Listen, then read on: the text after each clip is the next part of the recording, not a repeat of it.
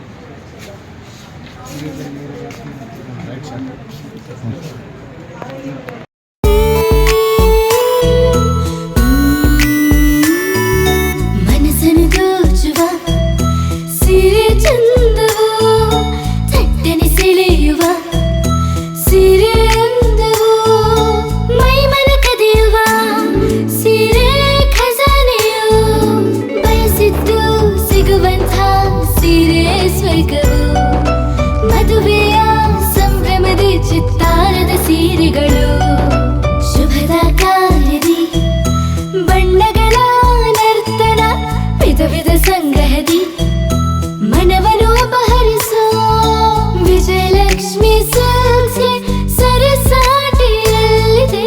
Vijayalakshmi silks, Vijayalakshmi silks. Gulbarga ಜಿಲ್ಲೆಯಲ್ಲಿಯೇ ಮಹಿಳೆಯರ ಮತ್ತು ಮಕ್ಕಳ ವಸ್ತ್ರಗಳ ಏಕೈಕ ಅತಿ ದೊಡ್ಡ showroom Vijayalakshmi silks, city centre mall, super market road, Gulbarga.